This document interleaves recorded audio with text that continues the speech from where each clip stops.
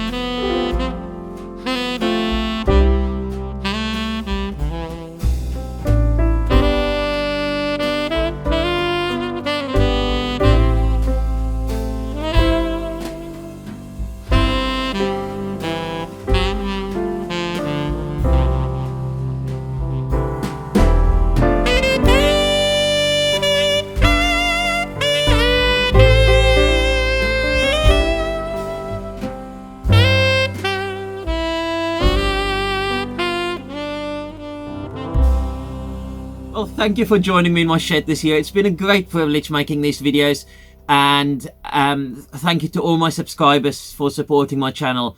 If you've not subscribed yet, please hit that button and also the bell icon, and you'll be notified when my videos are released in the new year. I also want to say a special thank you to Daniel over at Turnage to Bois for his setup of the YouTube Cross Channel Challenge. That was a lot of fun and a lot of inspiration that came from that. Also, thank you, Quentin, over Deadwood Casting and Turning, for the Christmas card, the magnet, and your updated sticker, which will go on the board. And to everyone who's watching, a Merry Christmas, and I'll see you next time.